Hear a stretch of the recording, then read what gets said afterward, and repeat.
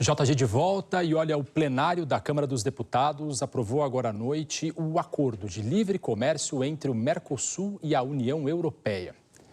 Ao vivo, de Brasília, a Beatriz Pataro tem os detalhes para a gente. Uma boa noite para você, Beatriz. Oi, Bruno. Boa noite a você, boa noite a todos. Os deputados aprovaram o acordo de forma simbólica no começo da noite de hoje. O único grupo contrário foi o da Federação PSOL-Rede, que argumentou que a proposta aumenta a desigualdade entre os países. Esse acordo com a União Europeia é negociado há mais de 25 anos e deve criar uma das maiores áreas de livre comércio do mundo, já que reúne os dois blocos em um mercado de mais de 700 milhões de pessoas. A expectativa é que o acordo amplie o fluxo de bens e investimentos entre os dois blocos. Para isso, o tratado prevê a redução ou eliminação gradual de tarifas de importação e exportação, que podem chegar a 90% do comércio total entre os blocos. Hoje, antes da aprovação, o relator do texto na Câmara, deputado Marcos Pereira, se reuniu com o vice-presidente da República e ministro do Desenvolvimento, Indústria, Comércio e Serviços, Geraldo Alckmin, e também com o presidente da Câmara, Hugo Motta. Ele pediu que o governo prepare um decreto com medidas de proteção para o setor do agronegócio brasileiro, as chamadas salvaguardas. Caso a redução de tarifas gere um aumento exagerado de importações capaz de prejudicar o setor produtivo nacional, o governo poderia adotar medidas como estabelecer cotas de importação. Essa é uma demanda que vem sendo também feita por entidades do setor. Após a reunião, Alckmin disse que o decreto será analisado pela Casa Civil e publicado nos próximos dias. O maior acordo entre blocos do mundo. São 720 milhões de pessoas, 22 trilhões de dólares e sempre há uma preocupação de alguns setores. Então, nós estamos encaminhando hoje a proposta para passar ainda por outros ministérios do decreto de salvaguardas. O texto agora segue para o Senado, última etapa de análise para a entrada em vigor do acordo. Bruno. Obrigado, Beatriz. Uma boa noite para você. Bom, eu chamo para a conversa a Júlia do iLib. Júlia, boa noite para você, tudo bem? Bruno? Boa noite para você, boa noite para você também. Júlia, como a gente viu, o acordo foi aprovado pelo plenário da Câmara e agora vai para o Senado. Agora, antes tem essa etapa, essa fase aí do decreto de salvaguardas. Explica para a gente o que é isso. Vamos lá, Bruno. Esse decreto é super importante porque, como a Beatriz dizia, são regras paralelas ao acordo que o Brasil tem que fazer para proteger esses setores que são críticos, indústria e agronegócio. A União Europeia fez a dela também, e foi super polêmico. O Brasil falou, opa, precisamos fazer a nossa. E aí eles falaram que vão abrir investigação caso haja um aumento de 5% na entrada de produtos lá e haja queda de preço por lá.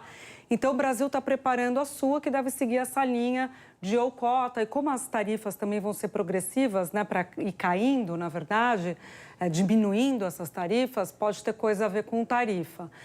Vai chegar amanhã na Casa Civil, ia hoje, né, o vice-presidente falou, mas deve chegar amanhã, saindo do Ministério do Desenvolvimento. Da Casa Civil, até o final da semana, eles esperam que já tenha aprovado isso. Então, isso é o mais importante, já tenha publicado, né, esse decreto com as regras. Mais importante do que o passo mais importante antes da votação no Senado. Outra coisa importante, Bruno, o governo já está achando que Uruguai e Argentina já vão fazer as suas respectivas aprovações no curtíssimo prazo. E o governo, esse é outro ponto importante, acha que o acordo pode começar a valer provisoriamente.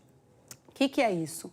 O entendimento do governo, das áreas técnicas do governo, é de que quando for aprovado, que só foi na Câmara, quando for pelo Congresso, Senado também, já passa a valer para o Brasil de maneira provisória com outros países que fizerem isso também do lado de lá. Então, não precisa do Parlamento Europeu como um todo. Por exemplo, hipoteticamente, estou falando, um país, a Alemanha, que é mais favorável, né? Estou dando como exemplo, se a Alemanha aprova lá, o Brasil aprova aqui, poderia valer provisoriamente, mas precisa de uma espécie de chancela, boa vontade, que me disseram, da Comissão Europeia. Então, o Brasil aprovando no Congresso, fala para a Comissão Europeia, estamos prontos, e aí tenta articular com alguém do outro lado que aprove no seu Congresso também essa parte específica comercial. Júlia, como você tem mostrado aqui, o Brasil está muito empenhado em fazer esse acordo acontecer. Agora, a gente sabe, né? Mercosul e União Europeia. Queria que você dissesse para a gente como é que está a tramitação por lá na Europa. Corrida de obstáculo, né, Bruno? Vamos colocar aqui só para a gente entender o processo deles, né? Que o nosso já avançou aqui. E tem esses 4 órgãos que estão envolvidos na discussão. O Conselho Europeu, que é o órgão que é composto pelos chefes de Estado, chefes de governo, 27 dos 27 países que compõem e que dá as estratégias, a coisa mais ampla, norteia, né, para onde que a União Europeia vai. O Conselho Europeu deu o ok para o Brasil, para o Mercosul, vamos em frente. Aí vai para a Comissão Europeia, que é o braço executivo, que propõe as leis, que toma conta do orçamento, que tem a Ursula von der Leyen, que é a belga, mas que tem carreira política na Alemanha, que veio para cá, para o Paraguai, para assinar em janeiro o acordo do Mercosul. Então, isso a Comissão Europeia também aprovou, deu o ok. Aí foi para o Parlamento Europeu, que a parte comercial tem que ser ratificada pelo Parlamento como um todo. A parte política também precisa de cada um dos parlamentos específicos. O Parlamento Europeu são as pessoas, os europeus que votam para compor o Parlamento Europeu, 720 eurodeputados, e aí começou a encrenca, porque você tem França, que é contra, Irlanda, que é resistente, Áustria, que é resistente. Teve quase um empate, teve uma vitória dos parlamentares que eram mais resistentes, 334 a 324 votos, para que o acordo, antes deles analisarem em plenário, fosse para onde? Tribunal de Justiça. Então, parou, foi enviado para o Tribunal de Justiça, parou lá, e está lá para ser analisado. A Comissão Europeia, a Ursula von der Leyen, falou que era desnecessário isso, mas foi para lá, pode ficar parado por lá por 2 anos, por exemplo. Há essa expectativa. Então, por isso que toda essa caminhada de obstáculos, Bruno, o acordo provisório que eu falei antes é importantíssimo, porque se o Brasil aprova aqui e há o entendimento da Comissão Europeia que, ok, se um país aprova lá, começar a valer entre os dois, acelera já é esse algo. Processo todo. Acelera, não tem os 2 anos necessariamente para voltar para o Parlamento Europeu e aí analisar tudo de novo, para votar. Ótimo. Tá bom? Tá ótimo. Júlia, obrigado. Boa noite para você. Boa noite para você também.